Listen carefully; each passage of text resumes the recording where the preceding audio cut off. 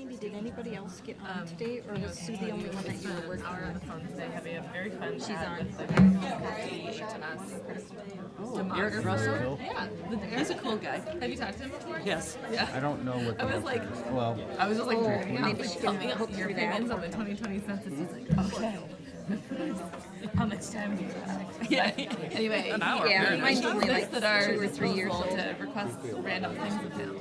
So he asked me to send him an email, which I haven't Oh. had time to do yet. Oh, it didn't. It only took me like So 30 seconds or it's, so. I don't know if I can actually explain it, but I took notes and I'm going to email him the notes and then we'll see what we get back. But he's like, again, it's 5 all just o'clock, like, Randy. yeah. I'm like, I think between like Ready? stuff we're going to do now, stuff we're going to do. All right. Kind of like a middle road. Call the Village Board of Order to order for Monday, April 10th, 2023. Candy? Roll. Bashan, Here. Kilo, Here. Glish, Here. Peterson, Here. Van Campen, and Wunsch. Here. And Jacobson said she was gonna be just a little bit late. Okay. All right, we can move to 3 already, approval of March 20th, 2023 Village Board meeting minutes. I'll take a motion second, Phil and Charlene. Any discussion, any changes, corrections? Seeing none, all in favor say aye. Aye. Opposed? Thank you. And then we've had a request, to make sure everybody's okay, we want to move Ellers up. They have another commitment, so that'll be 8B, 1 through 9. Dave, you want to come on up? Sure.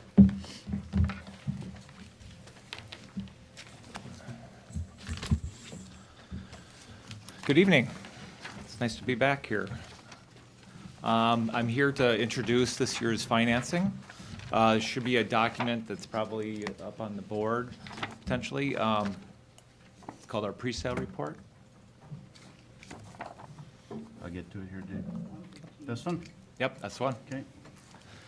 This is the document that we, as you know, anybody who's been here, had to deal with my spiel in the past, this is a document that we really use to kind of document where we've been as far as coming up with the projects that you want to finance, and then this is really the document that we introduce the financing and how those projects will be financed.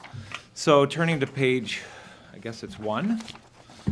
This is the $7,125,000 general obligation corporate purpose bond, series 2023A.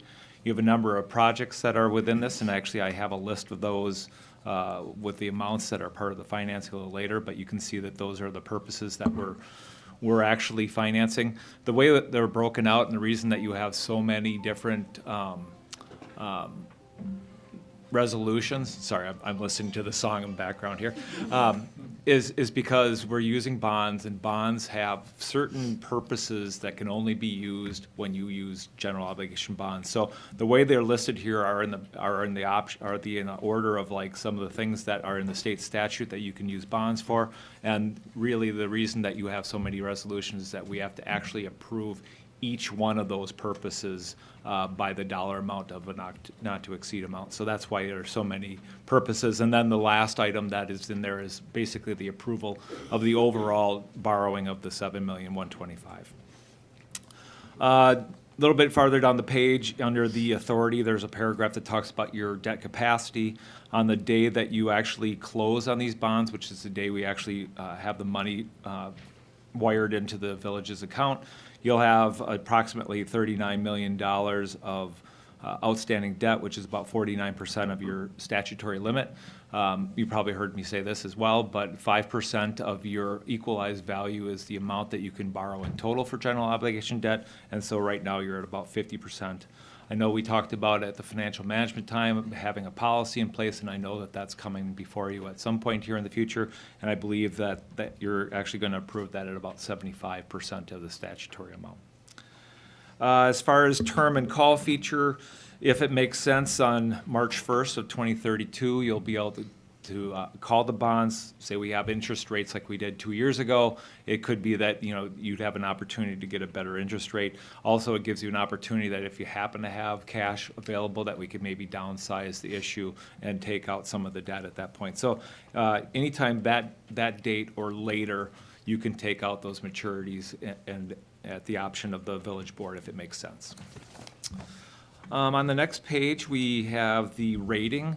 As the village staff knows, we have a call with Moody's Investor Service, and what they do is really ask a lot of questions about, how are the financials? Are you sticking to your policies? Do you have things in place that make you plan for the future? What do you have going on as far as your economic development? Growth is something they really like to look at, and when you have projects like the village does, because you're growing, they look at you and say they aren't nervous about you having those kind of borrowings, because they know you're growing and you're going to be able to pay for those with that growth. So right now you're a AA2. I would say that, I don't see any reason why that would go down. To go up, you're going to have to be a lot bigger than you are now. A Fitchburg is basically trying to get to a AAA, and they're stuck at a AA1, and they're fairly big community value-wise. So there's some things you can't control to go up. I think as long as we're keeping track of the financial things, the things you control, will be in good shape to stay where a AA2 is, and that's a very good rating for the village. Method of sale, we're actually going to make this available for local, regional, and national underwriters. The more bids we get, the better interest rate we get. So we're hoping that you do good on this. It's a decent size issue. I think that you'll have a decent amount of bidders. We like to have at least 3. On page, let's see here, 3.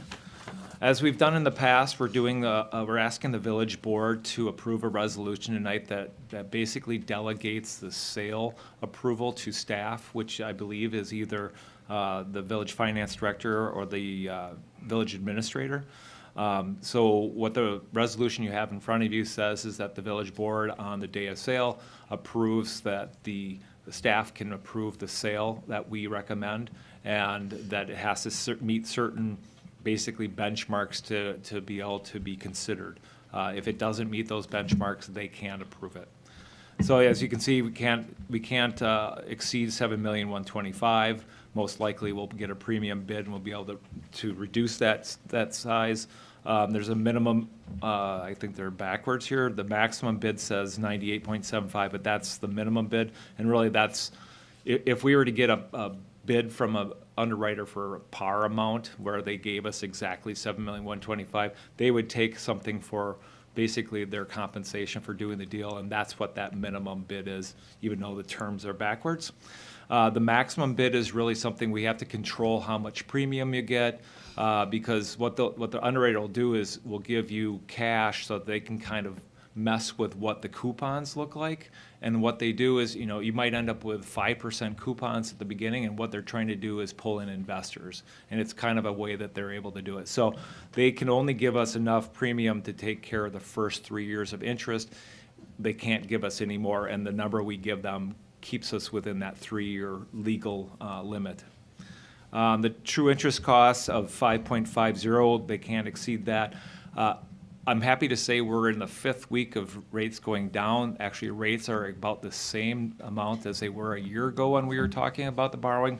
There's been some fairly decent drops, and so hopefully when we go to sell these, that we're still in that market where we're having lower interest rates. We do have a couple things where when the premium comes in that we're able to move some of the maturity amounts out, because what we did when we scheduled out the prepay or the payments of the debt is to try to hit a certain tax levy amount.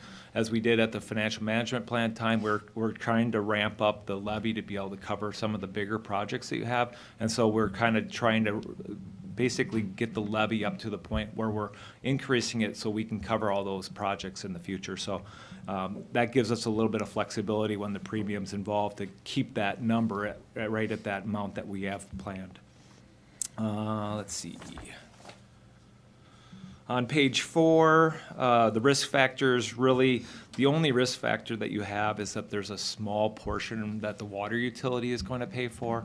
And really, in the case of this, is that the water utility would have to have 0 cash to make payments on those to be a risk. And I don't think that that's an issue. Plus, you're undergoing, I think, a rate study, and that'll improve your liquidity as well. So it's something we have to tell you about, but I don't think it's anything to be concerned about. The providers that you have other than Ellers is your bond counsel is Quarles and Brady. Your paying agent is Bond Trust Services, and then Moody's again is your rating agency.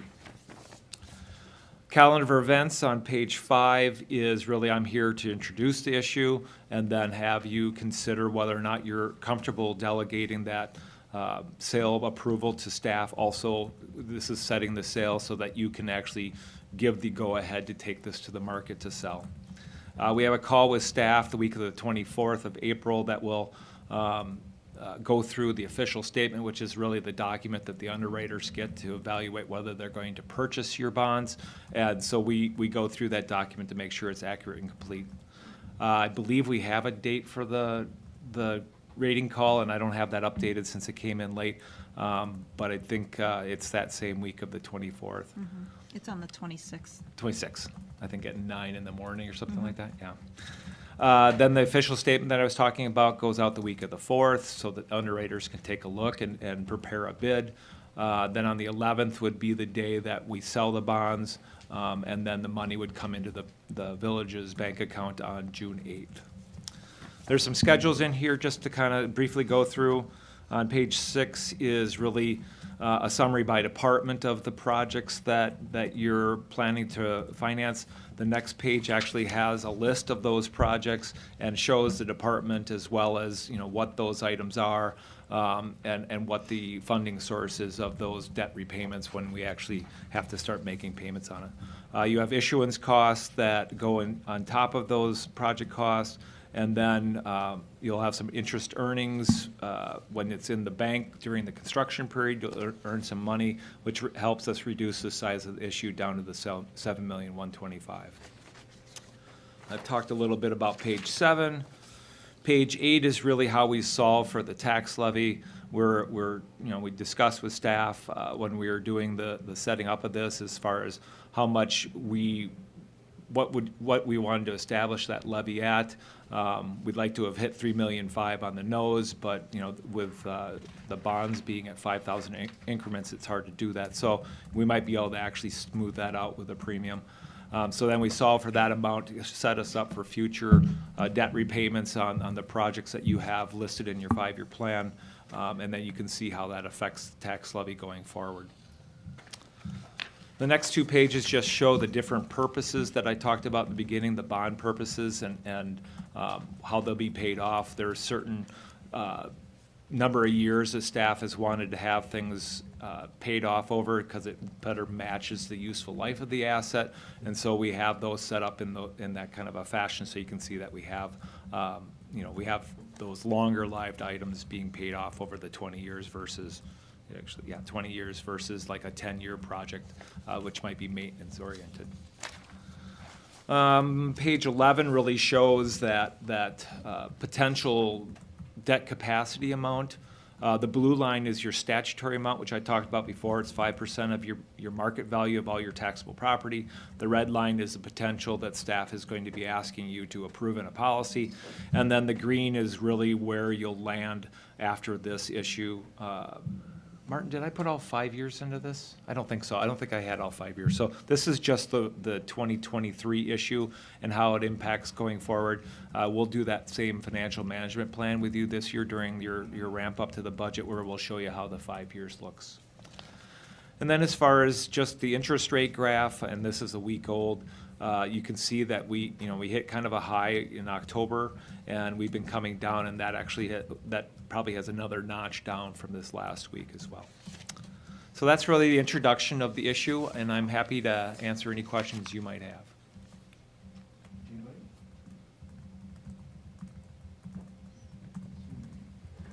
All right. So Mark, ready? Yeah, you can take a single motion to Yep. adopt. So we can have a single motion for 2 through 9.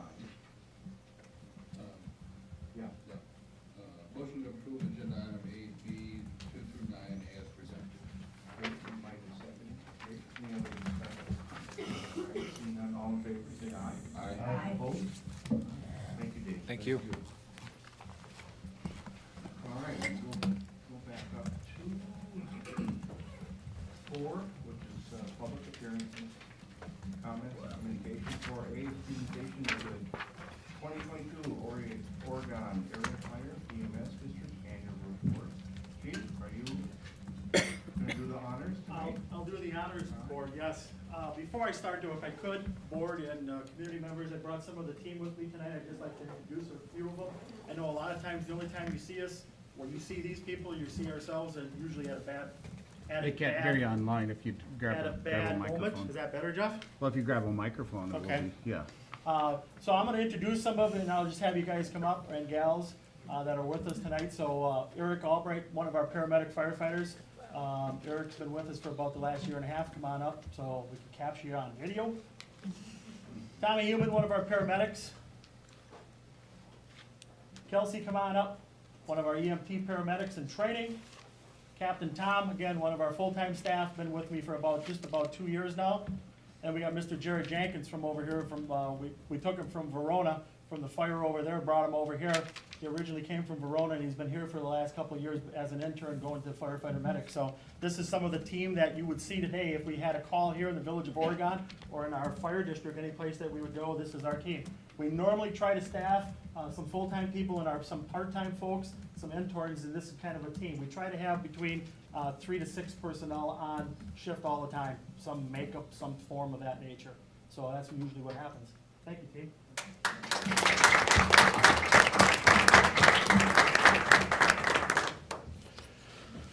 Otherwise, Village Board, thank you. Again, glad to be here, glad to still be alive. We've had a lot of different incidents in the fire district this last year, all kinds of different things. Some of the scary things that I guess I'll just talk about just a little bit, just in general, from statistics where we are this year from last year. We have had more cardiac events in the Oregon Fire District this year in the first 2 months. I told the commission last week that we had all of last year. I don't know what it is. I don't think it's the water, Jeff. not the water, no. It's just one of those things. We've had a lot of cardiac events that's happened. Of course, so we did some big upgrades to our operation here in Oregon this last spring. We turned the switch early in February to the paramedic program, where the men and women behind you basically can bring you some cardiac drugs for cardiac events and all that kind of stuff, and be able to do some more treatment before we get to those hospitals within that golden hour and all that kind of stuff. So I come forward to you tonight and basically go over some of the highlights of last year, and then I'll take some questions and all that kind of stuff. I promised Martin and Randy both that I will keep this to a minimum. I think we got about 30-some slides here, or all the above, but we'll just hit some highlights. You've heard some of the same messages from me before, and that same message is we are a training ground for our young men and women that come into the fire and EMS arena. On average, 6, 8, 9 people a year come in. They work for us for about 1.5 years to maybe 3 years if we're lucky, and they get a firefighter medic job someplace else in the country. And basically that's on, almost the opening page. You can kind of see 3 pages in, I think, Jeff, there you are. With me. Basically, you can see that these people get these career jobs, and it's great for us. As far as a recruitment tool, it is a recruitment tool that we get a lot of people applying for these positions. However, it's a lot of work. As you see with the police department, ourselves, all that kind of stuff, it's ongoing training and thousands and hundreds and thousands of hours all the time to try to keep up with that. And try to keep the people behind me where we need them to be for an event if something would happen. Moving on, this next page, Jeff, basically is just some hours. The commission wanted me to kind of highlight the hours that the admin staff and our people put in, from training to personnel to internships and everything that we have. All of these hours, you ask where this money goes and all that kind of stuff. And probably one of the things that I will say tonight, and you will hear me repeatedly say, is the biggest thing, and this is nothing, you have not heard this, you've heard it 1,000,000 times from me before, it's nothing new. That same message is, what does the fire chief need? And that's dollars and cents. Carlene, Jenna, we've moved our men and women basically forward compared to our really low-end minimum wage. We're getting a little bit better. As Lisa and others know, now we're getting a little bit closer to that $15 star minimum, but we're still not there. But we're working towards that. Again, continued support from the village and the rest of our district partners will be able to make that happen and keep that stuff moving forward. But that's the key to the success of having 4, 5, 6 people behind us being able to basically turn out and go on a call at any given hour. So those are the key factors. Going to that next page, Jeff, you can kind of see the budgets. You can kind of see our numbers since here. You think about it, it seems like it was yesterday, and I don't know where the years went, but basically I've been here since the 2016. You kind of see where our numbers went, and you can see where we're at basically currently. You know, people want to project and all that other kind of stuff. What do you think you can run for minimum cost and all that kind of stuff? You look at the economy, you look at where we are with everything and that kind of stuff. We try to maintain our budgets as much as possible. It's getting harder and harder to do so. We hope, I hope Jenna, and I know she's working really hard at the state legislators up there trying to get us some more shared revenue in the fire and EMS arena, because we definitely need it. I mean, it's just one of those things, and it just, we're basically backed up. We just have limited money. I don't know how else to say it. The things that we really look at for planning purposes in the fire district is, of course, our annual run numbers, that next page right there. You can kind of see, again, 1,600 calls, 1,700 calls a year. We're not out of the question on that. And the other part of that is we are always trying to capture our second EMS calls. So more often than not, if you watch Pulse Point and you watch different operations that happen, if Oregon goes out in the fire district, usually within about an hour and 15 minutes or less, we'll have a second ambulance call. And then we pull the second ambulance call, and most of the time, probably 9 out of 10 times, we have the staffing to be able to do that. Then we are running down on our fire staffing, and we're relying on the people from the pager people at home to be able to respond in for that third call. So if we have 3 calls going, which is happening more often than not, again, 44 square miles, 15,000 residents, calls just keep coming in. Again, a full gamut of calls, EMS, fire, medical, just a combination of different stuff, a rural setting and a urban setting. That's what Oregon is, and we see a lot of different diverse incidents, from homes blowing up to vehicle crashes to cardiac events to snowmobile crashes to you name it, just weird different things, which is to be expected in this kind of a makeup for a fire district. Again, you see our numbers. Basically there, they haven't really been going down. They've only been going up by probably 8-10% a year, and will be increasing with the build out of the village and in the fire district where there's other building happening. Those numbers will only increase over the years. Moving on to our field operations. One more screen. There you go. Our field operations, again, we've been doing a lot of different things, anything from home training burns and all that kind of stuff. We've been out doing different things as far as inspections. Again, keep in mind, one of our budget lines, as Lisa's so well aware of, is basically we get about $83,000 a year for doing inspections into our commercial properties to try to keep those businesses in check. And what I mean by that is it's just a checks and means of making sure that their suppression hoods and their sprinkler systems and their alarm systems call out and all that kind of stuff. It's no different than Jeff and you folks are moving into a new public building where the community is going to be coming. We'll be going through that building and making sure that that's all compliant. The alarms call out, all the alarm notifications are taken care of, and making sure all the systems work. That's our responsibility from DISPUS for that $84,000 a year for every commercial building that's in the Oregon Fire District. That's our part of doing that. Moving on, again, just our EMS division. Again, one of the biggest steps that I wanted to when Phil and others hired me back in 2016, the plan was to do it a little bit sooner, but then we had the pandemic that came aboard. But that was basically trying to get this operation to the paramedic level, being our proximity, being a 45-minute transport time to the City of Madison hospitals where they are, to upgrade that. We finally got to do that. Again, that transition's really working out well, and continued benefit for our district members and everyone else as part of that. Again, you can kind of see the next page of that is our EMS responses. This talks about our increases. It talks about all of the details basically about capturing those second ambulance calls and all that kind of stuff. Again, not that we are always looking for revenue and talking about revenue, but the only place that you have any revenue is on the co-pays or the pays of medical billing. and that's the only place that the fire department basically charges for stuff or anything of that nature. It's a large business and all that kind of stuff, and it's basically, you know, necessities to try to capture some of that back.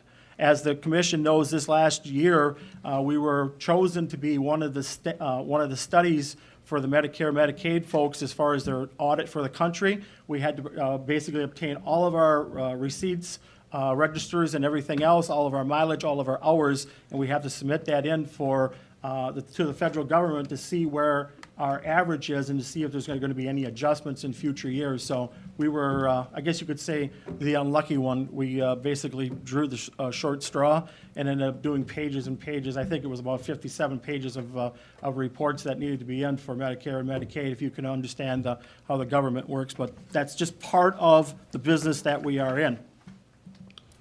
Moving next, basically, we had some different equipment and some different things this last year that between our 501c3, which is the Fire Association, that's the fundraising method of the fire district. We brought some different things in. We got some different narc boxes and things for holding narcotics and all that kind of stuff. We bought some high fidelity mannequins, basically. We got mannequins that basically can, you put it this way, we can have you know, fluids coming out of all kinds of different orifices on these mannequins. But there again, long story short, I know we smile about it and all the above, but it's like real patient versus a mannequin. And if we don't bring our men and women to these $26,000 mannequins that we fundraised all the money for, you know, it's better than working on a human person per se. So you can only get so much of that clinical, basically in an emergency room and that kind of stuff. This way here, we can continue to work with our people locally and can continue to build upon their skills. Again, going to the next slide, basically is training. Again, just breaking down training. I mean, we break it down for members, for fire officers, for our paramedics, for all of our different, basically, folks in our operations. And all of those folks have their need for our fire and EMS district. Accordingly, and then this goes on, it's ongoing. We have usually a 3-year training plan, and you get to year 3 and you start back over, and we have mostly all new people. If you start doing, you start looking at the turnover of 8 a year, and you're thinking we have an operation of 40, 45 people, almost turning over about 50% in 3 years, which is very large. It's hard to train, it's hard to keep people up to the skills and the task in the field when the incidents come in, if you think about that logistically. Some of the capital purchases this last year. There you go. We upgraded one of the vehicles for one of the EMS chiefs, basically to be able to respond to vehicles. Turning on, we went into the world of drones. We had a fundraising event just a little bit back there with the picture. Yeah, there you go. So we got the drones, basically. We partnered with our fire association. Again, we actually have 2 drones. We use them both on some different incidents. We've probably got a dozen, maybe 20 incidents that we've done this already. We put them up for different things. Very much, it's for training, safety, and operations, basically. And we had some larger fires, as you probably are well aware, to the north of here, basically up in the city of Fitchburg, where we've had some large apartment buildings with 75 to 100 people, a lot of evacuation going on, watching roof lines 2 or 3 stories in height, being able to watch roofs and potential collapse and safety measures. It's amazing the footage and the added benefit that these tools have gave us from the past. The old school, which I was basically brought up, is like we get a ladder truck or something that we can get somebody high in the air. You can have that visual. This here is so much, it tapes, it gives us real time, and we have folks watching it all the time. So it just takes the human factor out of it many times over. Scrolling back, and sorry, Jeff, right there, we also partnered with, I should say the Masons partnered with the fire district. They brought in a bunch of these fast ready units that we basically pull pins. It's basically like a gas that we can put out approximately about 10,000 square feet a home. Rapid deployment, if we have a room or something that's contained that's not open to the atmosphere where we can deploy this, we can throw this in. That'll do suppression. They brought us 5 units of that. and we put them into play last year, basically back in June at Summerfest of last year. Right there, Alliant Energy worked with the fire district and the association. We bought a lot of battery-powered 20-volt stuff, so we put a bunch of that stuff in. Really works well compared to pulling tethers or pulling cords, the stuff that we had to do in the past. Just update it and made a little bit more at ease for our men and women in the field. The last page is probably the page that's probably the most important, and that's the part of participating in the community. We do a lot of community events. We do about 36 events out at the racetrack, staffing out there. We've been down at the Screaming Acres down in the town of Rutland at Extras. Thank you. I couldn't see their name. So yes, down at Eisters.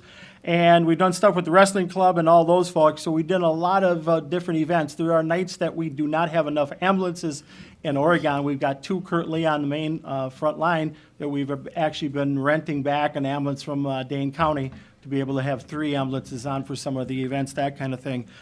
We've been to a lot of community events. We've hosted a lot of community events. We'd like to be in the community. We think we need to be in the community for multiple reasons. We'd like to capture people at a very young age. We try to get fire sense, fire-wise into their thoughts, trying to make sure that they don't fall into open flames or campfires and this kind of stuff, trying to make sure that they don't scald themselves with hot water, just the full gamut.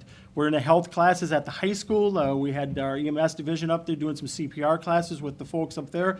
We are trying to put ourselves into the community, insert ourselves in multiple different places. Hopefully at the end of the day, I'm sure it'll be after I retire, but hopefully some of these young people that we are meeting and hopefully having some impression on, that we're bringing these folks back into the Oregon Fire District at some point where they can be, good members to the district, good members to our community.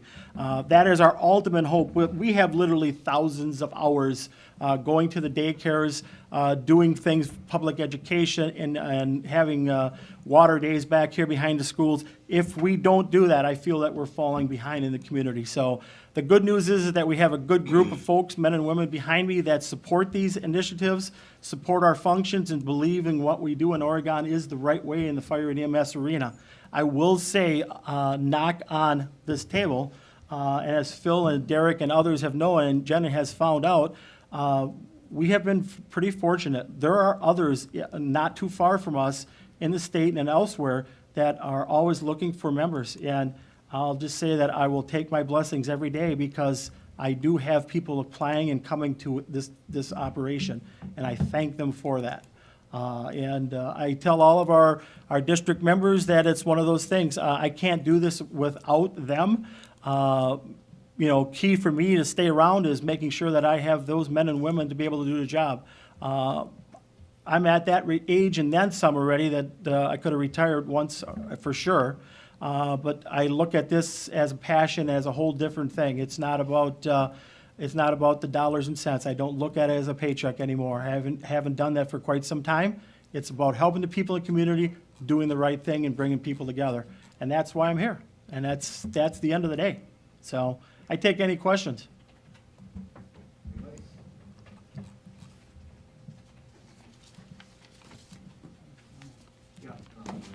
Wow, that's a lot, and it's incredibly impressive, and I congratulate you on running such a well-oiled machine. Thank you. I don't know if it's always totally oiled well, but if something squeaks, we try to put somebody on it with a couple oil cans immediately. But I mean, that's the key. And I mean, it's just, we try to, you try to be there.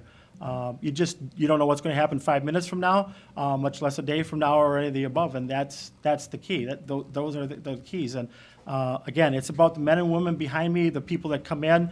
Hey, we put a page out at 2 o'clock in the morning. We got 2 or 3 events going. We need extra help. New Year's Eve, we had, I think it was 4 calls with an hour and 15 minutes.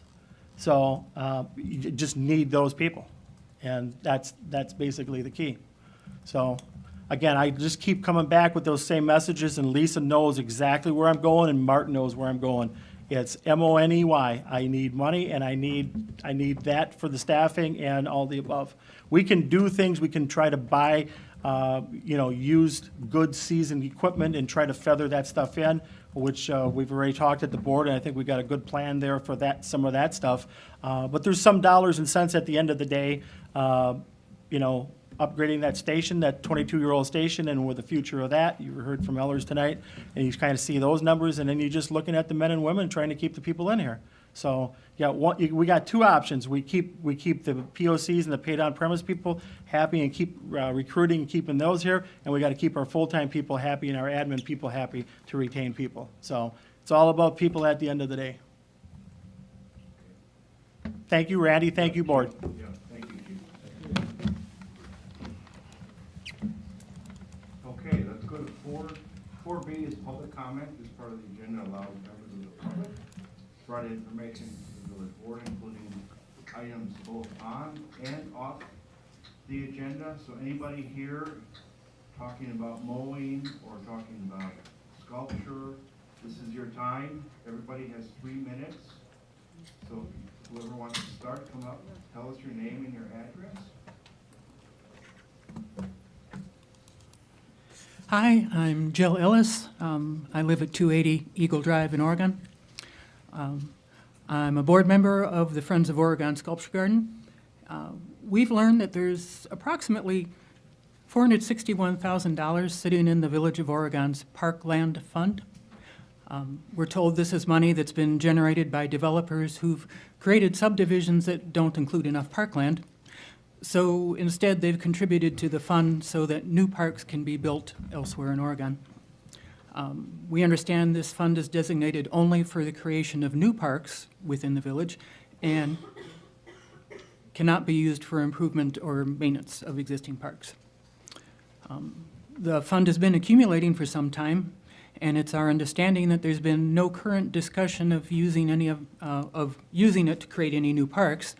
So we ask you to consider designating some of these parkland funds towards the cost of land located at 249-267 North Main Street. Our Sculpture Garden Group has promoted the creation of a park on this property for a couple of years now. It's become an especially high priority for many people in the community to preserve natural spaces and mature trees like the ones on 249-267 site, now that many trees had to be cut down for J.C. Park. We appreciate and support the trustees' dedication to reducing village debt and taxpayer burden. We feel this goal can be achieved along with the creation of a park on the 249-267 site by allocating some of these parkland funds, along with donations and grants to be raised by the Friends of Oregon Sculpture Garden. These can all be combined towards reimbursement to the village and taxpayers for the original cost of that property. We ask that you give serious consideration of this parkland fund allocation as a worthwhile option, and that you put discussion of it on the agenda for the next board meeting. Thank you for listening and for your service to the community. We appreciate all that you do for Oregon and your dedication to fiscal responsibility. We look forward to working with you in the future to create a beautiful park at 249-267 North Main Street. Any questions? Thank you. All right. Anybody else?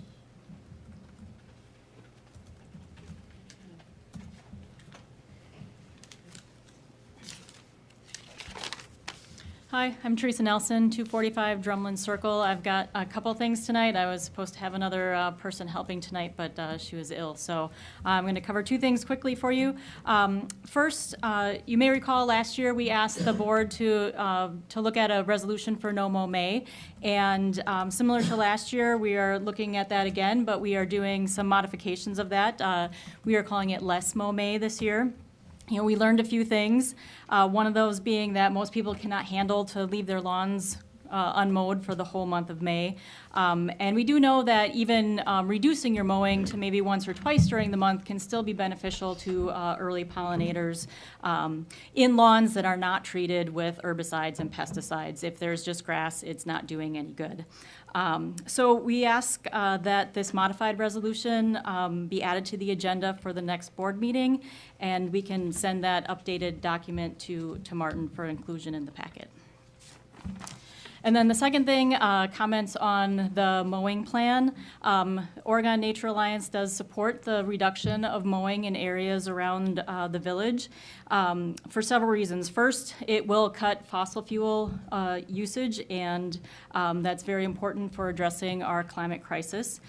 Two, if some of those areas can also be managed to promote native vegetation, we can increase habitat and biodiversity in the village. And then three, when looking at specifically the stormwater management areas, having taller vegetation, more vegetation in those areas, make those facilities function better. They can infiltrate better, they can trap more sediment, and I'm sure Jeff will tell you this as the village is looking at meeting new requirements for the MS4 permit coming up. You are going to need to maximize the treatment that you are getting in your stormwater facilities by making the most of those. So we do support those reductions and hope that the village board passes those as well. Thank you. Thank you. All right, anybody else? This is your opportunity.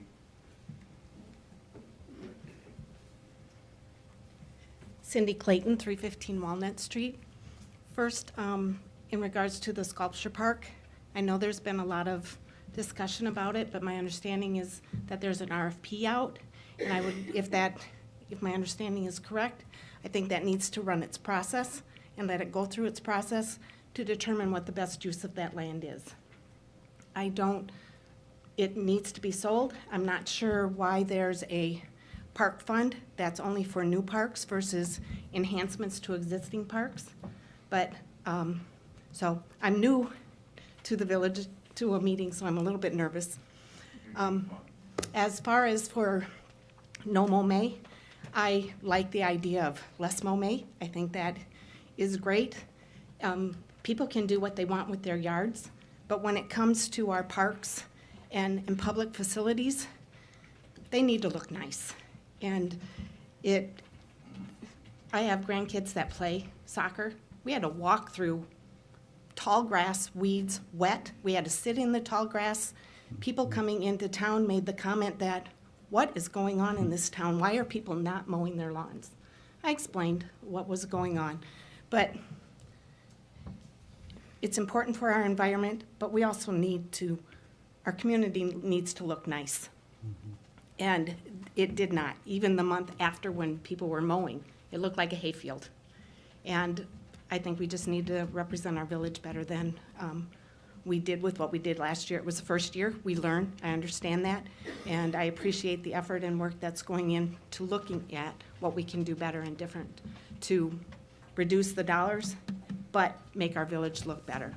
And the other thing I'll promote is if we want to help with the bees and that, flowers are a wonderful thing to plant. It brings in, look at doing more of that in the village. It's going to make it look nice.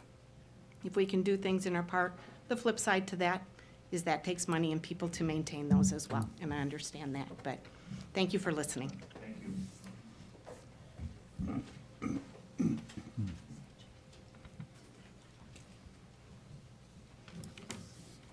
Joe Spock, 475 Claydell Street. I have some concerns with the current mowing proposal, specifically as it relates to the High Meadows Dry Basin. Park or not, this is and has been a beautiful public area that's been used by many residents for recreation. Its grass should continue to be properly maintained by being mowed on a weekly and bi-weekly basis. But by now, I'm sure you're all frustrated with this mowing situation. How do you know which side to take? On one hand, myself and many residents are saying that areas that are not mowed regularly are eyesores and leave areas unusable, right? On the other hand, you have the Public Works Director who says that unmowed areas look nice, and there's no need to mow grass in these areas on a regular basis. So who are we supposed to believe? Should grass outside of parks be mowed on a regular basis? In order to make your decision, please don't take the Public Work Director's word for it. Please don't take my word for it. In fact, let's turn to see who else has dealt with this scenario, right? The good news is Wisconsin lawmakers on the state and local levels have already come to a strong consensus on this topic. Unmowed grass and tall weeds are not acceptable. Again, please just don't take my word for it, right? But listen to the following Wisconsin state statutes that are currently in place and widely adopted municipalities that throughout Wisconsin, including the Village of Oregon's very own municipal ordinances. All right, so Wisconsin State Statute 6696. Every person shall destroy all noxious weeds on all lands which the person shall own, occupy, or control. You might be thinking at this point that it only applies to residential or private lands. However, the statute continues to go on that it specifically points out public lands. Quote, the person having immediate charge of any public land shall destroy all noxious weeds on that land. Again, you might be thinking destroy seems like a harsh term, right? However, the statute goes on to define destroying as being to cut back or to remove before it would reach mature height for bloom and flowering. Wisconsin municipalities have published ordinances on appropriate landscaping maintenance and often give the rationale behind it. Quote, from other municipalities, quote, the Common Council finds that lawns, grasses, and noxious weeds on non-agricultural lots or parcels of land which exceed 6 inches in length adversely affect the public health and safety of the public, in that they tend to emit pollen and other discomforting bits of plants, constitute a fire hazard, interferes with public convenience, and adversely affects property values of other land within the city. Another one, quote, well-maintained properties also help stabilize and revitalize neighborhoods and encourage prospective commercial and residential buyers to invest in the city. Mowing grass and taking care of noxious weeds can help deter criminal activity. An example of, quote, the broken window theory, taking care of basic property maintenance sends the message that residents in the neighborhood care about and watch over their community. Another one, quote, council finds that attractive and well-maintained property will enhance neighborhoods and city and will provide a suitable environment for increasing aesthetic property value. I could go on and on about these municipalities, and the same thing is the theme that grass and weeds require regular maintenance. Let's take it one last one, the Village of Oregon's community ordinance. Joel, let's wrap it up. Yep, in conclusion, 10.03 in Oregon, titled Public Nuisance Affecting Health. All right, that's what it's titled. The following conditions are specifically declared to be a public health nuisance. It goes on to list 10 things. All right, unburied carcasses, stagnant water. But number 6 is, right, number 6 is weeds and grasses. All weeds and grasses shall not exceed 1 foot. After hearing all these ordinances, you might be thinking there must be some exception. And yes, you are right. There are some exceptions that some municipalities have. These are exceptions for nature areas. They're designed nature areas that are planted with vegetation that is specifically designed to be more than 1 foot. Regular lawn grass and typical weeds found in Wisconsin lawns are not allowed to be part of these nature areas. In conclusion, the area of High Meadows Dry Basin is regular lawn grass. The grass is designed to have weekly or bi-weekly maintenance mowing. I get that budgets can be tight. While it seems like an easy, quick fix, it's unethical and wrong for the Village of Oregon to balance the books by creating a public health nuisance. So what can Oregon do? If Oregon really wants to move in the right direction, it needs to start looking forward. Instead of failing to maintain maintain existing areas, we should be asking questions about what type of ground cover should be used in future developments. I appreciate village board members trying to be good stewards of tax dollars. However, the process has to be done right. We cannot just take the easy, low-hanging fruit and ignore the consequences that fall on the citizens of Oregon. The mowing plan comes from a good place, but it needs to be adjusted. High Meadows Dry Basin is an area that warrants an adjustment. Thank you. Thank you, Joe. All right, anybody else?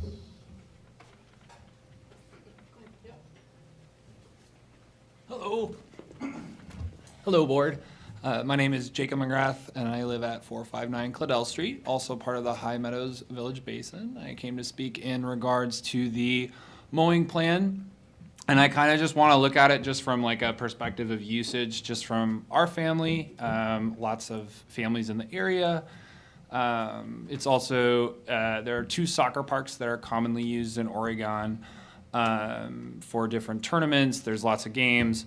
So last year during No Mow May, and again, this isn't a comment necessarily on the mowing practices, although I do totally agree in maybe a reduced mow May, or I don't remember what the term was, but I liked that idea.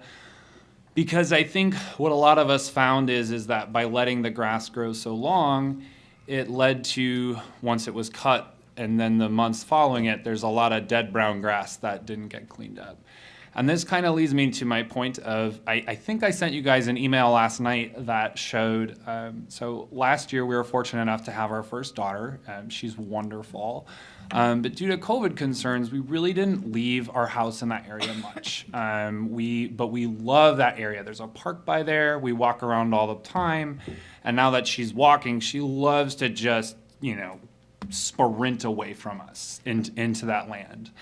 And normally we wouldn't mind. My wife and I have been Oregon residents since, well, I moved here in 2nd grade, and she lived here when she was in kindergarten, and we moved back because we love this town. And actually, Jim, I used to play with his son in this park area. It's been mowed for 30 plus years, and we used it all the time. And so, we were really excited to live in this area. We moved there 3 or 4 years ago. And so last summer, I got really sick in July, thought it was COVID, and I ended up being diagnosed with Lyme disease. And we thought, we're normally outdoors people, we love being outdoors, but the only place that we could come up with that I would have gotten it was actually this area where the longer grass was. I'm bad. I walked around in my sandals in the higher grass, and honestly, I didn't even think I could get a tick bite out there, which you definitely can. And I think having the unmowed grass probably raised a concern for it. And I thought, this is probably a one-off. I am a physician assistant, and I was like, maybe I just need to wear deep. But my wife also got a tick bite and had the classic bullseye rash. And I guess my fear is that this land buttressing up to the High Meadows Basin not being mowed, and my daughter, who just loves to take off and run, her symptoms that she's going to present with are high fevers. And tertiary Lyme I have treated. A patient had to get a pacemaker. Ultimately did okay. Lyme disease, very treatable if caught early, but can be extreme long life-lasting effects. Now, I'm not saying, necessarily increasing our mowing will decrease that risk, but I guess I would feel more comfortable as a homeowner if my daughter wasn't running through 6-inch or 1-foot tall grass, because she's terrible to control. We're working on that. But I would feel more comfortable, and even just being in our backyard near it. So thank you for your time, and I hope you consider to make sure that the High Meadows Basin is mowed continuously. Thank you so much.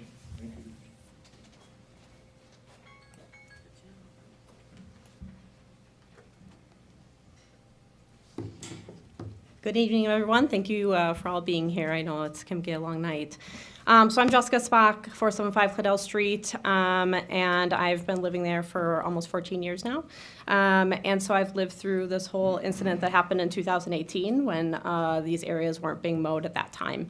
And I know there's been discussion about, maybe that was gone about the wrong way and that we should have gotten public input.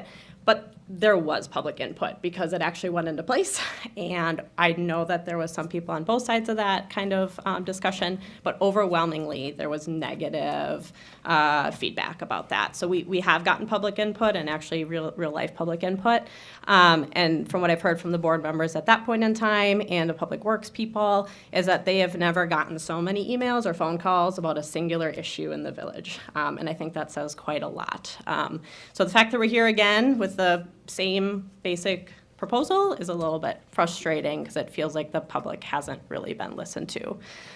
So that's one concern. Being in the High Meadows Dry Basin again, and I do think there's some areas where maybe mowing could be reduced that aren't butting up to public property and that are not being used as a community green space. I think in Oregon we need to keep as much community green space and usable green space as possible because our children need that time. As a community we gather there. Soccer, warm-ups go over in that area because there isn't enough space just by the soccer field. And so I really think that specific area, of course, personally I think that, but I think really as a community, we really use that. And lastly, I also am a PA. I actually am a PA in neurology at SSM Health, have been so for almost 14 years. So I see people with Lyme disease, and I treat people with Lyme disease. And Lyme disease and other tick-borne illnesses are not a joke. It is something that can be a chronic condition, and it's something that can be prevented. And in the medical community, it's no question that high grasses and brush are where ticks are, and that we tell patients to avoid that. Now, if you decide to live in the country and you decide to live in the woods, you know that's a risk. But if you're living in a community, in a village that's been mowed for 30 years, like we've been heard, like that isn't part of the risk that we took on by living in a village instead of living in a community. So of course, I'm concerned about myself, my family, my kiddos getting ticks, but also just generally from a public health perspective, that's not something we want butting up against public property. So thank you all for your time. Thank you. Anybody else?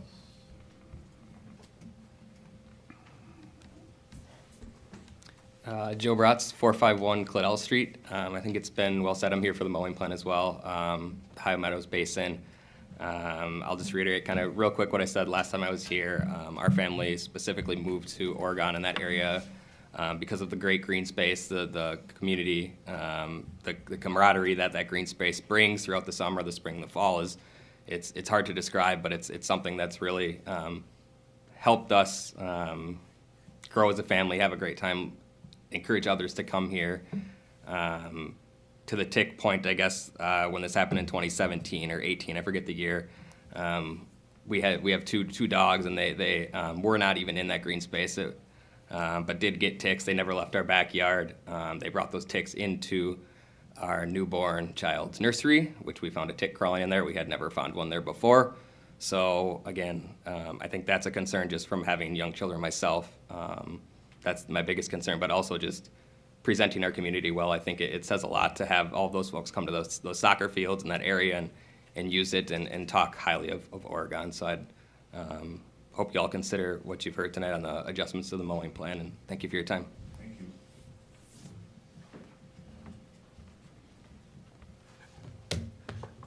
you.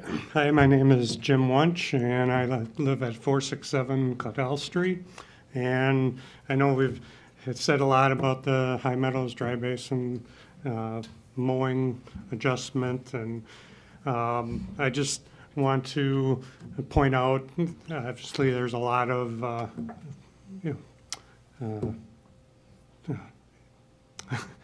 just lost my thought.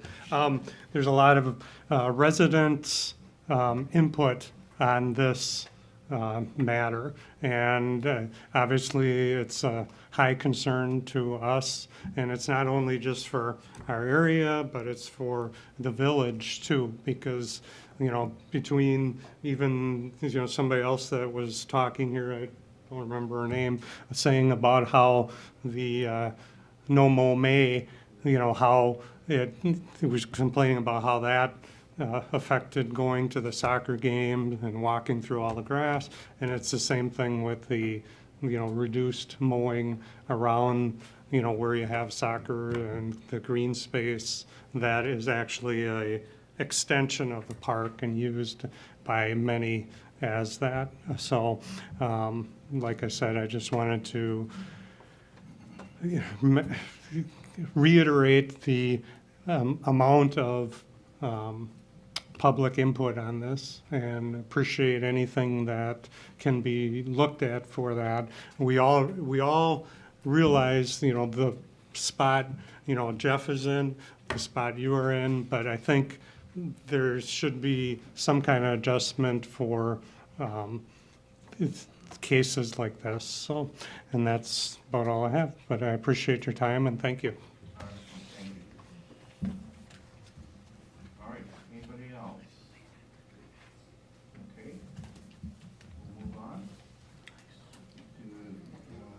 Number 5, approval of vouchers in the amount of $1,221,070.14. If I get a motion in a second, we'll get it on the table. Amanda, and then I start.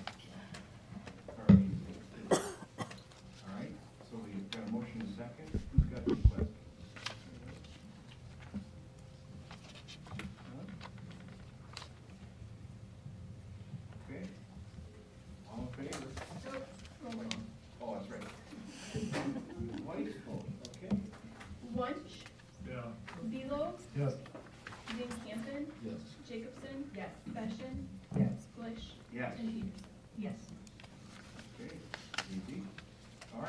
6, consent agenda.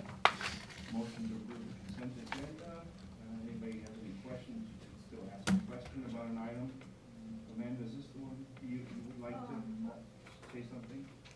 Ask a question on B, maybe? Oh, yeah, I had a question. We're releasing the farmland by the library to Yorkers to be farmed. We just lease it, yes. Yeah. Yes. So, Or he leases it from us, yes. okay, I didn't know what the timeline was for looking at using that land by the library possibly differently. You know, I would assume that, I mean, it takes so long for those kind of decisions to be made. I assume we would be more than enough time. I mean, I don't think any decision's gonna be made on, you're talking about West Side Park? yes. Yeah, I don't think any of that is really on the radar right now. We have a park plan undergoing review right now as well, have a lot of input, so, So we'll know more by the next time this comes up. hopefully, yeah. Okay. Okay, I just wanted to keep an eye. I'm good with that for another year then. All right, then we'll take a motion in a second for the consent agenda. Jenna? And Derek? Okay. All in favor, say aye. Aye. Opposed? Thank you. Okay. We are on to 7, reports of committees, and for discussion, possible action. 7A is Public Works and Utilities Committee. A1, Village Mowing Program Report and Recommendation. Committee took no action. Would we like to get a motion on the tables first? Or what's the pleasure? Motion in a second? We can do it either way. Move to approve as presented. Okay, is there a second? Second. Okay. All right, now discussion. Jeff, do you want to start us out, or? Yeah, I'll just kind of recap where we were. Obviously, we had the Public Works Committee, and there was some good discussion at that meeting. The majority of people that spoke tonight spoke at that meeting as well, with many of the same topics and ideas and thoughts. Yeah, you know, I'll just sum it up as far as saying, you know, we have stormwater areas and we have park areas. I wholeheartedly, you know, if you'll read my report, you'll see that we are recommending major changes to no mow may to include all of the parks, because that was a big thing that it just didn't work well. And then when we went to mow the parks, it just leaves long windrows of grasses, and it takes 3, 4, 5 mowings to really chew that up and get it looking nice again. So I wholeheartedly support those kind of things, and you'll see in my report is, you know, our plan is those public spaces, those parks that we have in the village, which we have a lot of parks. We have 18 parks, I believe, 18 or 19 parks. Large open spaces. We have parks that accommodate virtually any use that people would want, whether it's kite flying or throwing a ball or running with your dog, paths, everything like that. And some people, including those on Cladell, are very close to a very, very large park in our village. But that's, you know, I know that the thought process was possibly creating an exception to the rule. As a staff member who manages this village, I would strongly suggest against that. Exceptions to the rules, you would probably have to look at why you would grant an exception at this location when you would not grant an exception to someone else that borders a drainage way or a dry detention pond or any other area that we are planning for lower frequency.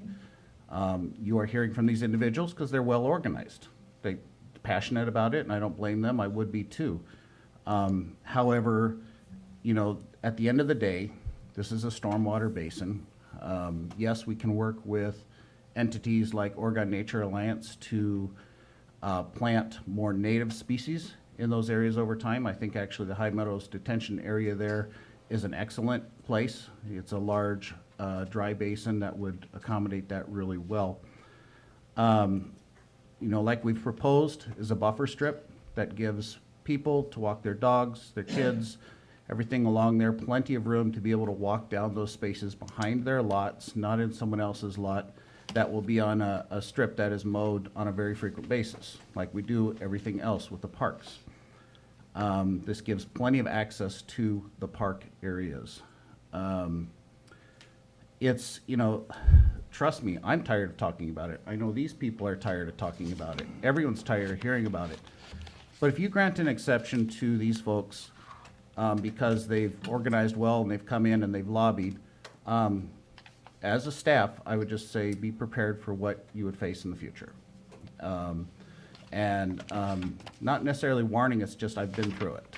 And so I don't know how to say it strongly, but I would strongly recommend against any type of special consideration or exceptions to the rule on this. My recommendation still is, I put the recommendation in the report just as is, because that's what we believe is the best operational thing going forward. Other communities actually have far less mowing of their drainage ways. When I spoke with City of Middleton, they say they will mow their drainage ways, and that once a year if they get around to it. Okay, so these are areas that work perfectly fine as is, and I think it's a good plan. I think it's an opportunity. You see how we save a considerable amount of time, resources, money, environmental causes, and everything else. I understand the concern about ticks. That's going to be raised on everything. That's a problem in any park you go into and any tall grasses or anything like that. But we're trying to alleviate that by creating those buffer zones.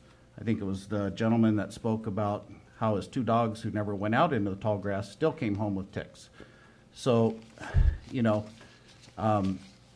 live in an area, that's Wisconsin. It's like complaining about the snow. It's not that we minimize Lyme disease or anything else like that, but that is part of what we have in Wisconsin. So that's all I have, kind of a summary of my memo here. And if you have any questions on the report or anything else that I've written, I'd be happy to answer them. Yeah, so I have a lot of thoughts on this.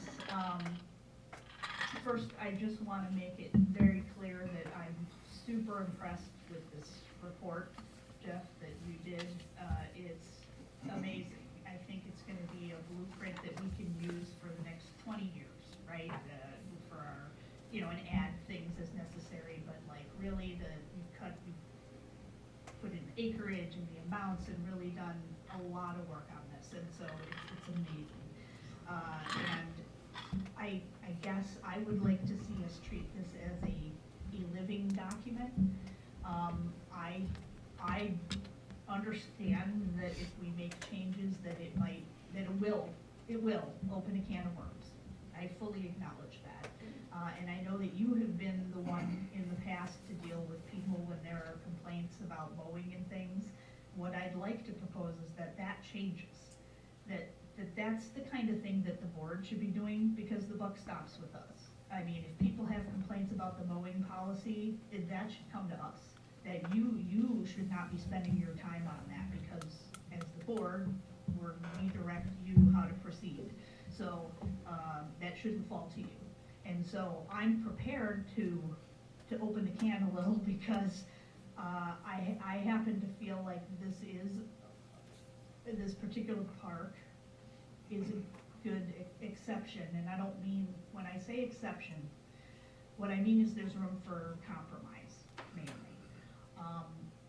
I feel like this basin area, which is not park, to be very clear, it is not part of the park. It is adjacent to the park. It is for drainage, okay?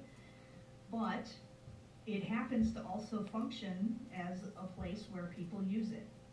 And I just think it's an opportunity that where we could bend a little, okay? But I recognize fully that other people may come forward, other neighborhoods, other people, and say, well, they got an exception, we need one too, which is why I would also like to propose, not an official motion yet, and just putting it out there, but that if we move forward and we make any sort of changes, you know, we did these listening sessions, we heard the people, and I think there's wiggle room. If we're gonna do that, though, we need to have a very clear policy going forward. We need to lay out some ground rules and say, like, look, we're open to discussing and talking about exceptions, but they have to meet the following criteria. And we come up with some things.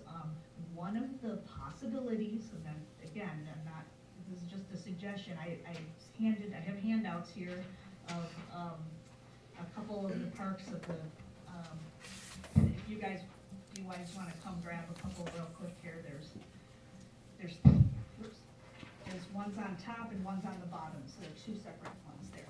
But I have a map of the High Meadows Basin property and a potential redrawing of a line there where maybe the park delineation is that yellow line. That's where the actual, you know, the park versus the basin for drainage. And then there's like a red line there, which might be a proposed compromise where it would allow a little more mowed space for people to throw frisbee or do something that's not part, you know, not part of the soccer fields, right? But it still allows for most of that basin to be there, and we could maybe work with Nature Alliance, I'm hoping, and get some plantings in there to make tall grasses and make it a clear delineation of, hey, this area is not gonna be mowed, it's meadow or it's for absorption of water, and this other area could be mowed. And some of the caveats would be that the neighbors understand that is primarily a basin, it has to continue to function as that. We may mow it, but if it gets wet, if we get a ton of rain and that floods out and it stays really wet, we're not gonna mow it. I mean, you know, there has to be an understanding, right, of people in the neighborhood to understand that, like, it's a compromise. And the other idea that I had, that I'm just kind of floating, is I looked at a place like Bethel Greenacre Park, which is where my son and my husband and I would go to play when he was little, okay? It's a big park, and we mow all of that, but the back part of it is not very functional, frankly. The ground is super uneven. You almost twist an ankle just walking through there, and it's very wet, and it's park space, and I'm not saying that we can't change park space to basin, you know, or retention space and vice versa. We can't just designate it something else. It's got to stay what it is, but maybe we mow less of that. Maybe we start planting tall grasses and we could have a little nature prairie walk back there or something where we wouldn't have to mow that, and it would offset the compromise area that we're talking about here, so that we have a net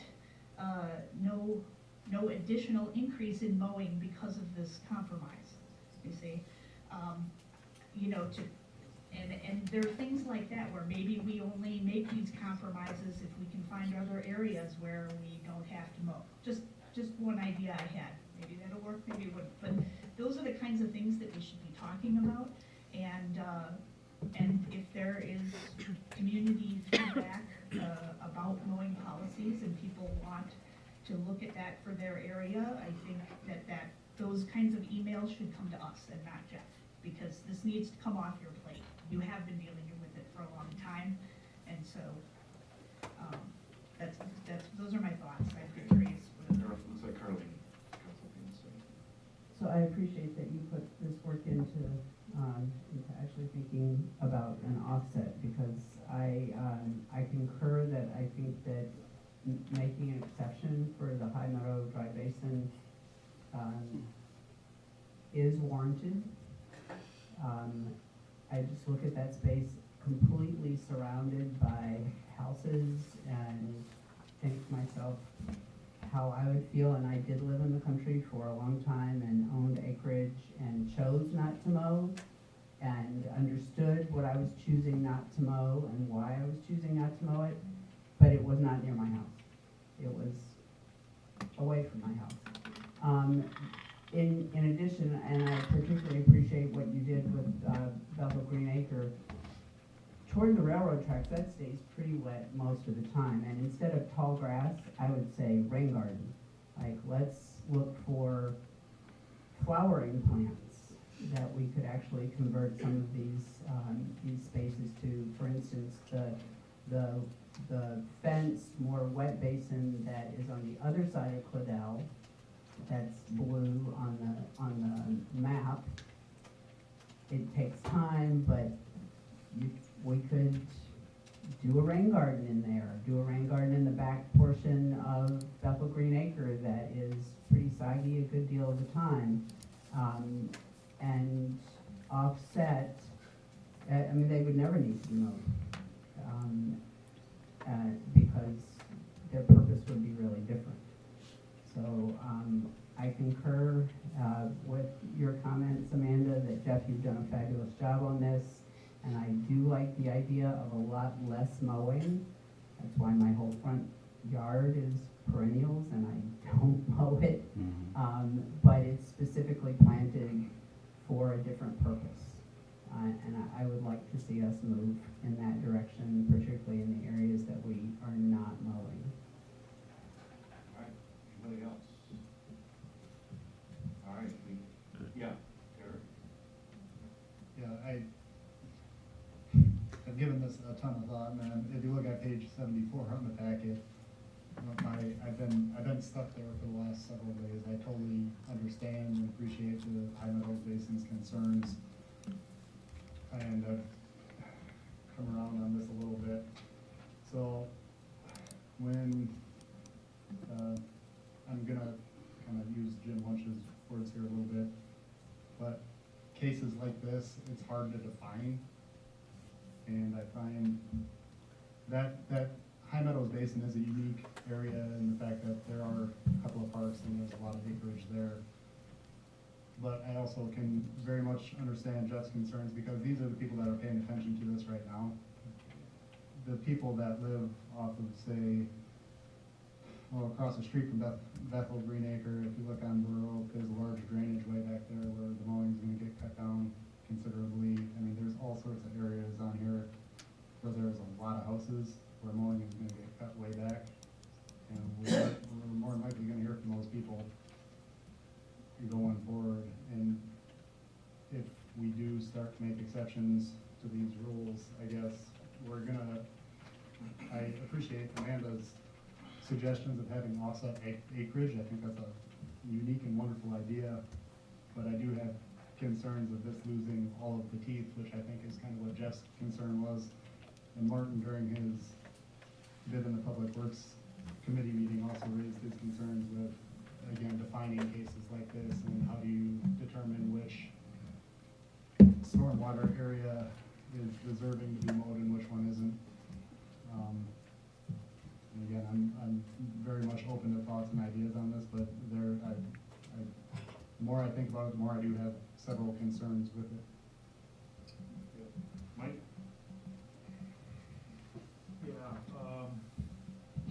I'm one of the 3 board members on the Public Works Committee, and like Derek, both of us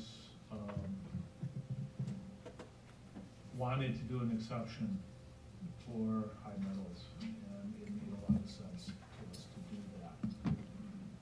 And I met with Martin this week over that and looking at proposals. The only one that he came up with, which was along the lines of what I come up with, is having, some process where 80% of the residents or whatever sign a petition, and voila, they get to move their acreage up 1 level or something and be mowed a little bit more. The problem that I saw with that, and when I look at that map, there's like 25 areas on that map that roughly mirror this.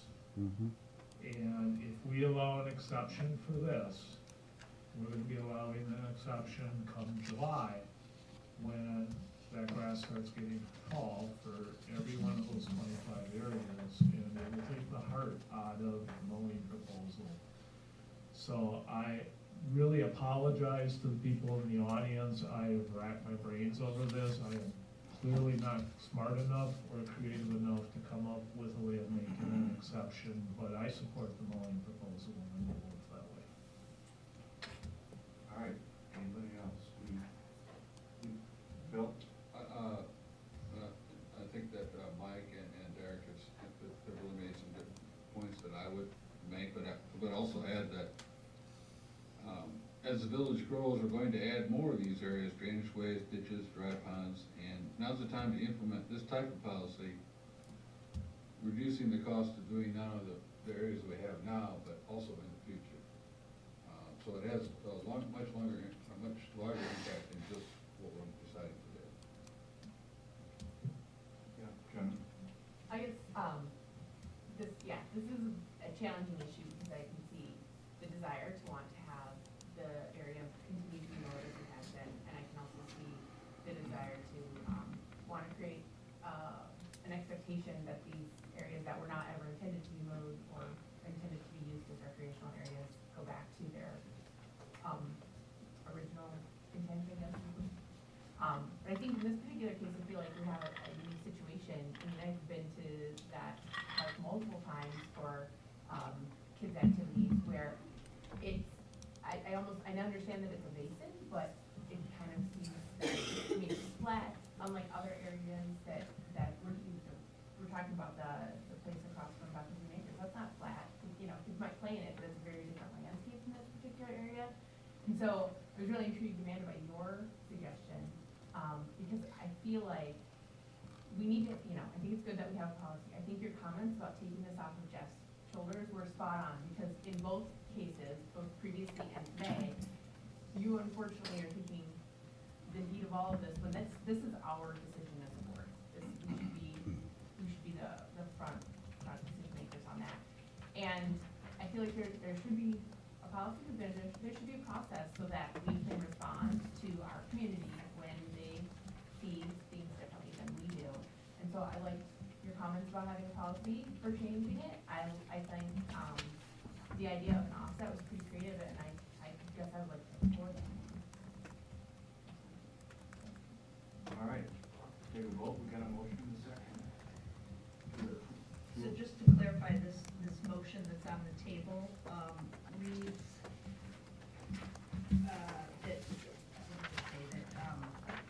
that we approve as presented, and then that Jeff, or the Public Works Director, rather, whoever that is, it's, now it's Jeff, but, would be the one to modify it in the future. I assume that's at the board's direction.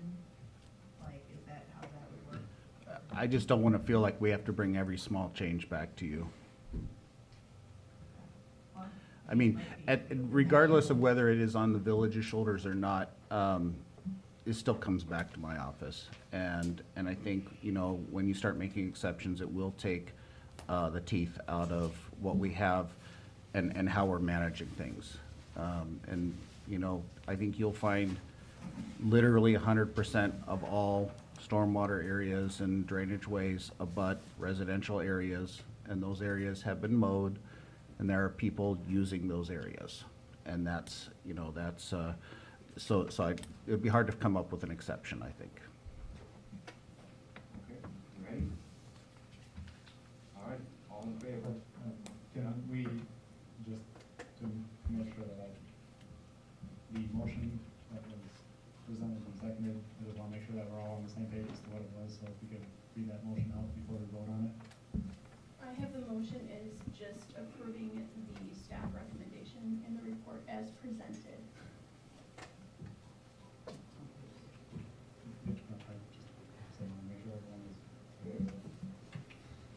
All right, all in favor?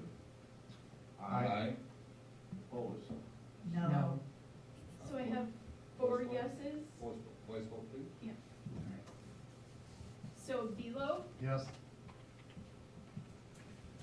Jacobson, No. Glish, Yes. Wunsch, Yes.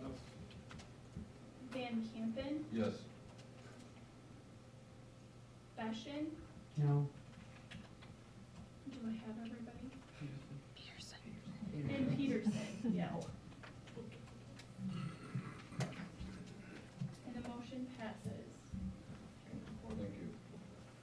Thank you. All right, let's go to 7B, which is Park Board. Number 1, consider process of renaming of J.C. Park.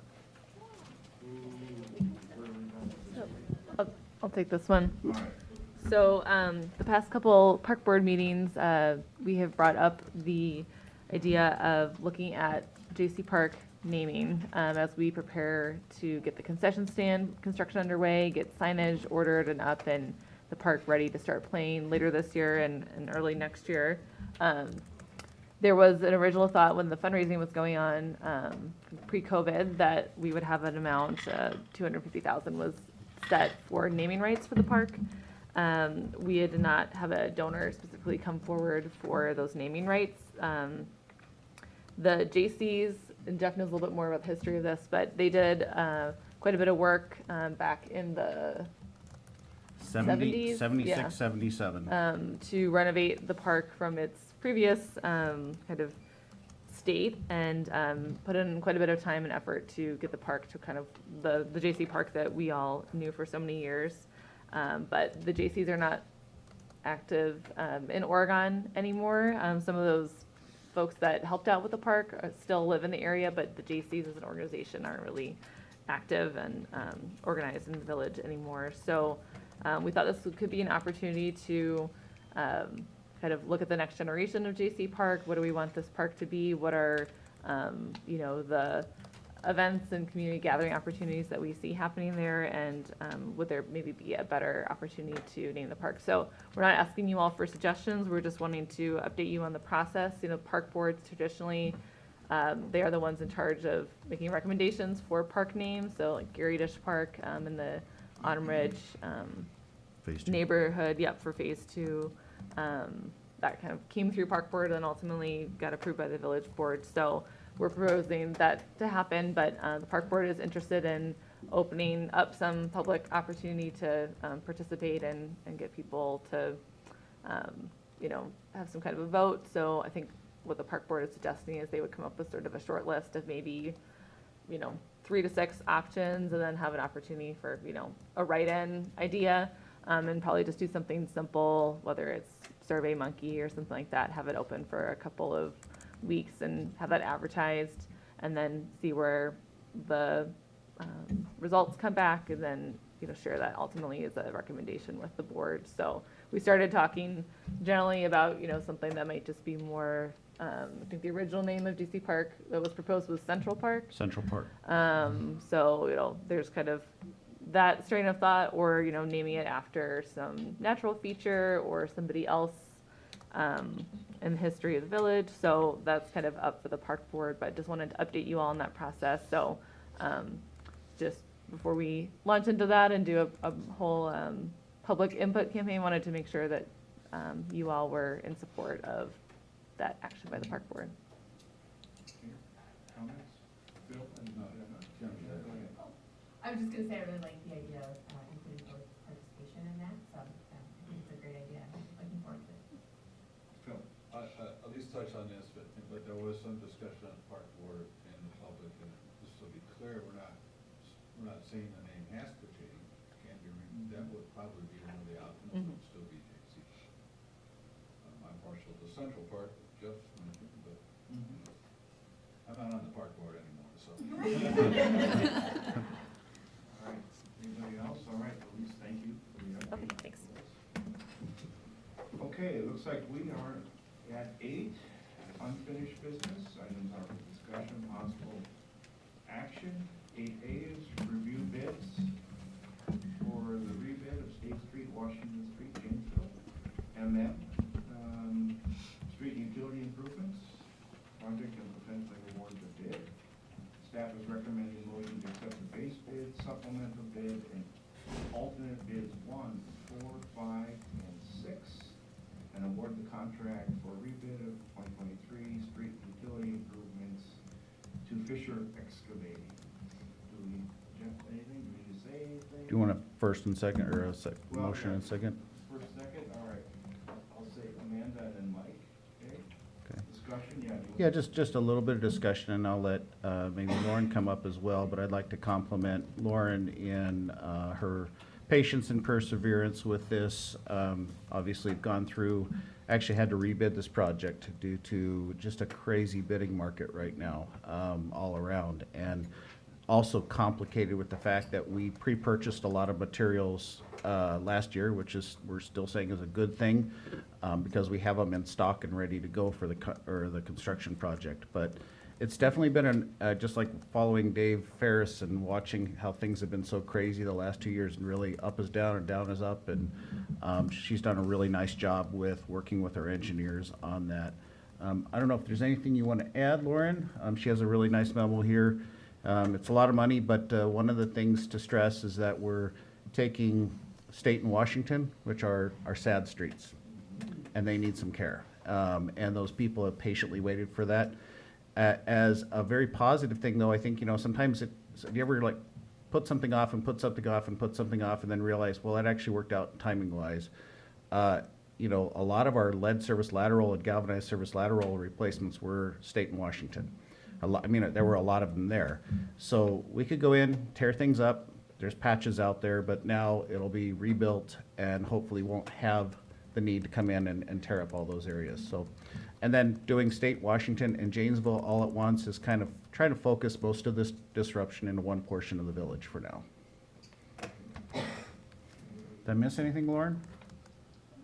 I think the one thing that I do want to just say is an illustration of how so many things go on in the back.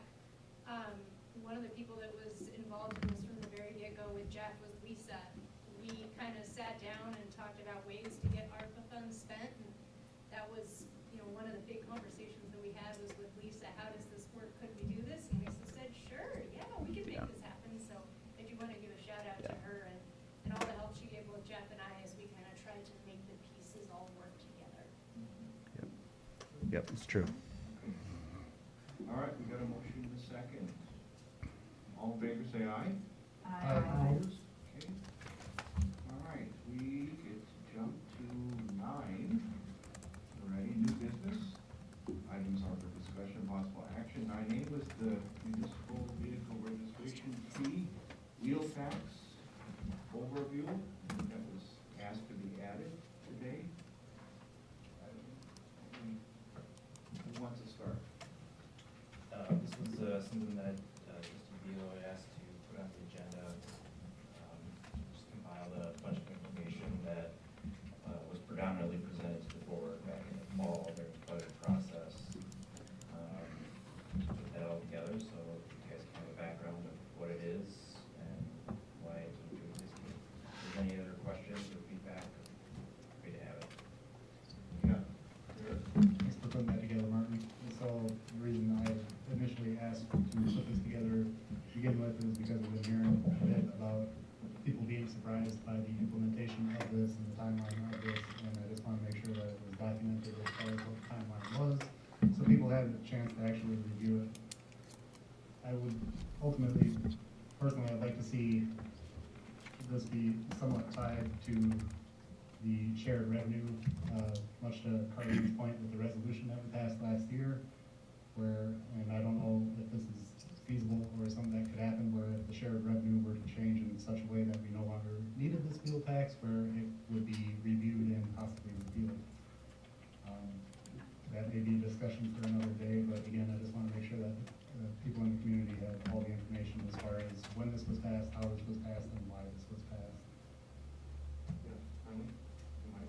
Yeah, thanks, Derek, for that, and I agree, and I'm just gonna put it out there for whoever is reporting this meeting to, on the Observer. They put out a really big story about the shared revenue and interviewed several of us about that, and I think this explanation, thank you for it, and thanks for requesting it, would be worth reporting on in the village paper so that more people actually see it and know why our hands were kind of forced in this situation. And also, just a point of clarification, we did actually put in that we could repeal it, right? Is that correct? Yeah, you can repeal it at any Yeah, time, reduce it, yeah. change it, yep. So thank you both. Mike? Yeah, I'm not a big fan of the wheel tax, even though I motivated this because of the budget crunch. This is the most regressive tax that the village could pass. It absolutely hits our poorest citizens the worst, so whether it is a change in shared revenue or it's a decision by the village to go to referendum to raise taxes, I would certainly encourage the board at that time to revoke and repeal the wheel tax and leave it up to the voters to decide if they want to cut services or raise their taxes. Okay. Since we're talking about shared revenue, I just thought I would let everybody know that the current proposal, from the governor in his budget has the village, receiving almost $600,000 in additional funding.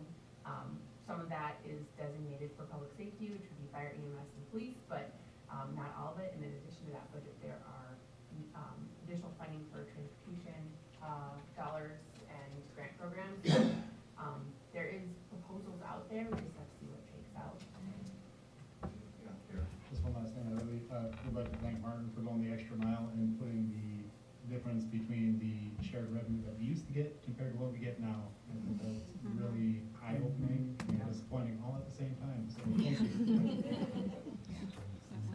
One last comment, and it's not related to us in our budget particularly, but the biennial budget hearings are happening right now. Tomorrow there is one in Eau Claire. Wednesday, there's one in Wisconsin Dells, and on the 26th in Minocqua.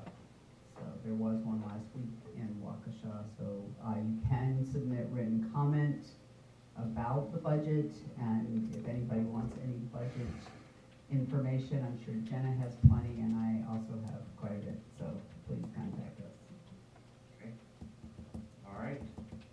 Let's move on to B, 9B, future agenda items. Item gives the board members opportunity to place items in new business on our future agenda for discussion. Anybody? Yeah, Derek? Yeah, I just want to make sure that the Nature Alliance and their West Mole Bay proposal make it onto the future agenda. Okay. Anybody else? Okay, we can move on to 10, report of village officers, and 10A, village administrator's report was in the packet. 10B as well, finance director report on cash and investments, building permits, impact fees, connection fees for the month ending February 2023 was in the packet. Anybody's got questions or for Lisa or anybody? Okay. See anything? 10C, village department head staff. Anybody? No. I just have an update. There's been a few setbacks in some delivery of some materials and everything to the village hall. We're kind of making the difficult decision to possibly move that back a little bit. Right now, we're tentatively be closed the week of May 1st, but we'll be moving stuff in before then, but the staff transition and everything will likely occur that first week. We've tried to be patient, and we've been in here a long time, but we want to make sure that when we make that move, that we're not rushing anything, and it's clean and fixed and done and everything like that, so. Anybody else? Seeing none? All right, D is village board comments. I know Carlina's got something. Yeah, I just wanted to make note that we just completed, those people who are taking the Black History for a New Day class as part of the Diversity, Equity, and Inclusion contract and training with Nehemiah. We just completed our 6th session this week. There are 3 more classes, and then there's one that's not a class per se. And also that we have given feedback to Nehemiah. I mentioned last time that we as a DEI committee are not doing a community survey. We're trusting the people who are doing our diversity, equity, and inclusion training to do that survey. In our last meeting, we gave feedback on that, and they are revising the community survey, and we should have that back soon and know how it's going to be distributed. So just keep me posted. else? Yeah, Amanda? Yeah, so I just wanted to give you guys an update. I don't know who of you may have heard this or not. This is for OCA Media. I'm really lucky to serve on that committee. I just love it. We're blessed with an amazing amount of talent, and they put some entries into the Best of the Midwest Media Fest and won some awards. So Frank Caruso won Best Public Access Show, Professional Level, for his episode of Oregon Life with Lynn Dybel, who's an author and a canoeist. It's an amazing video. I don't know if you guys have seen it or not, but he conducts a big chunk of the interview on the water while they're paddling down Badfish Creek. The scenery is amazing. It's like you're there if you can travel down. It's a wonderful, wonderful interview. It's well deserved. And then Josiah Wampler won a silver award for his film review show, 2 Tickets Please, in the professional category. That's also a lovely program where he reviews films, and we're really lucky. Just to give you guys some context, there were over 200 entries from a 9-state region. This is a big fest. And there were 37 different producer groups and media centers that entered the festival. We are competing as probably one of the smallest markets. We compete against like some prairie and places all the way, to, Wausau, different places in Wisconsin, and then all over the Midwest, same thing. But we're one of the smaller markets, and we consistently win awards. So, I know tonight in the vouchers, we approved another quarterly payment to OCA Media. That money is really well spent, and they stretch their dollars as far as they can. So I just wanted to give them a shout out. Okay, anybody else? All right, we can go to 11. 11A, upcoming meetings and events. The stuff was in our packet, in the calendars. We're on to 12.